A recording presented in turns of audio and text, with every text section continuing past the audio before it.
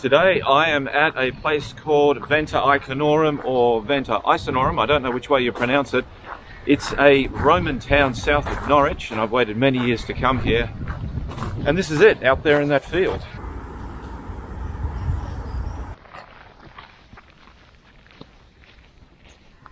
So just a little bit of backstory about this place here. This area in the Iron Age was part of the Iceni tribe, and in the AD 60s, early AD 60s, Queen Boudica, often mispronounced as Boadicea, led an uprising against Roman rule. She and her forces sacked Colchester, London, and St Albans. They were eventually defeated. We don't know the fate of Boudica. In response, and to try to keep the locals more under control, the Romans built this town out here. And this town was intended to kind of help pacify the area, get it more productive in a Roman sense. So this town was put here in the late 1st century AD. Later on, in the 3rd century, walls were put up. And I'm standing on top of one of them right now. And these walls go all the way around the site. But in the 1st century, when it was first established, these walls weren't here. It was all just flat ground. I hope you can see it all right, but there's a big ditch down there. So the ditches would have gone all the way around the site when the wall was built. So we've got this map here, and you can see Birr Castle right there. That's where I was the other day. That's the Roman shore fort, that really, really huge one that I visited.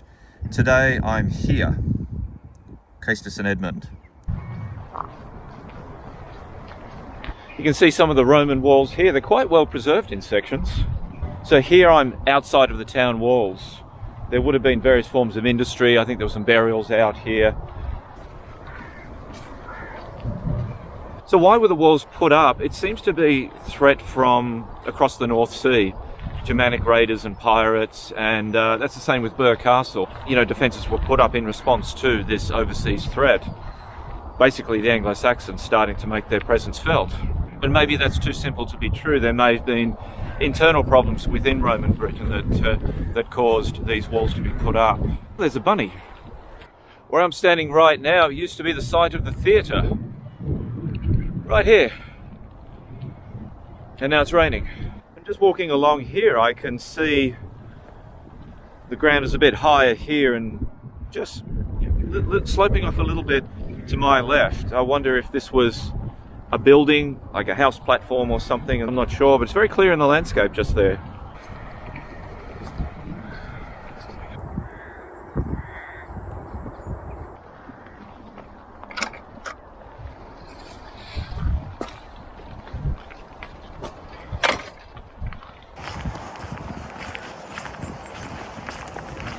In that field behind me there was a considerable Anglo-Saxon settlement. You often get that on Roman sites. When the Anglo-Saxons were moving into an area, they often didn't move into the Roman town or the Roman settlement. They would set up shop just outside. Now this is after Roman administration had left.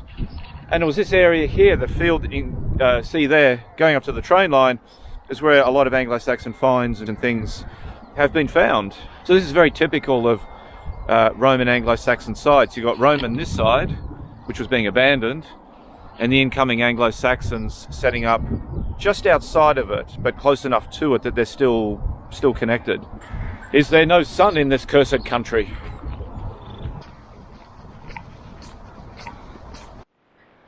And where I'm walking now is the site of where the bathhouse used to be. Here's a photo of it, what it looked like. You got to wonder what's still under the surface to be discovered. There'd be loads more. But see, archaeologists don't dig up everything. They do sections, they do small areas. They, you get an evaluation of a site. You just don't go and strip the whole area and dig up everything, because in the future there'll be better archaeological techniques. There's always something new coming up and being developed, and so you don't want to trash a site, because archaeology is inherently destructive. Once you dig up something and you change the soil and you take finds out of the ground, you can never put it back again.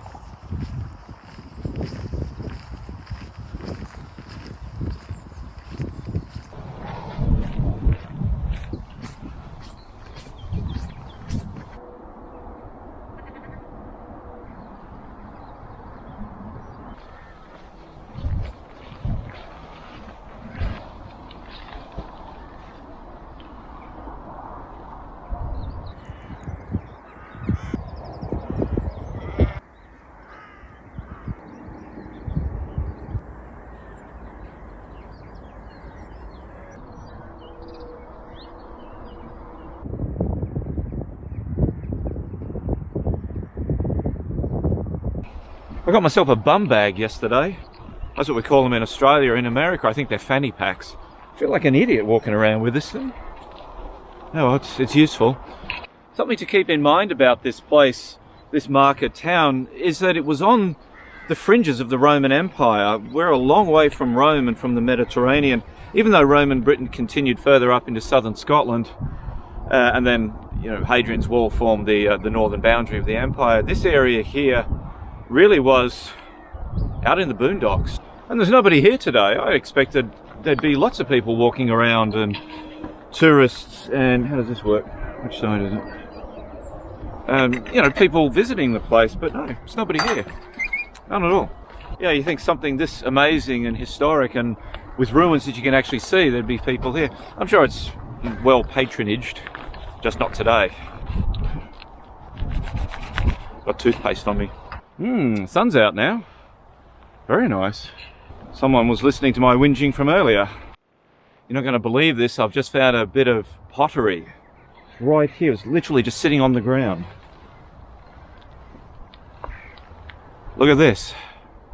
You see the rabbits, they dig their burrows, they kick all the dirt out as they excavate, and they actually make very good little archaeologists, because, you know, you can find things outside of their burrows. Pottery. I'll put it just there. Oh my goodness. That is incredible. And such beautiful condition too.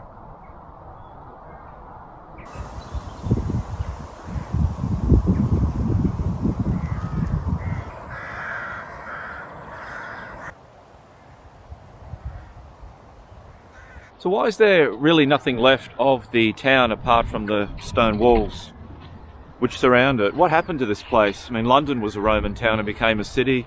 Cirencester, Chichester, Winchester, lots of places that started off as Roman towns became modern British towns and cities. But this one didn't. Why didn't this develop into something later on? I believe what happened was when the Anglo-Saxons moved in, and they did use this site because it was defended, there was just tripped over something, building material, and they were here for a while, 200 or 300 years, but then Norwich started to develop as a very prosperous medieval trading town, and I think the population that was in this area gradually just drifted north. The weather's changing, it's fixing to do something.